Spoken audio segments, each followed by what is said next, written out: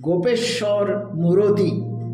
তোমার মায়াময় শিশুভাব দেখিলে গো ঠাকুর, পারি না চাপিতে নয়ন বাড়ি, ঝরে পড়ে আপন মনে কপল পড়ি, এত মিষ্টি ভক্ত বৎসল রূপ গো তোমার, আখি পাতা ফেলিতে নারী।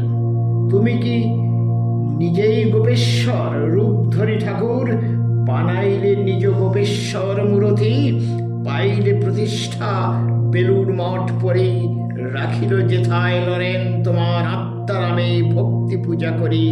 তাই বুঝি আসে হেথায় বিশ্ববাসী ভক্তজনে, দর্শিত তোমার গোপেশ্বর রূপ বেলুড়ের এই বৃন্দাবনে।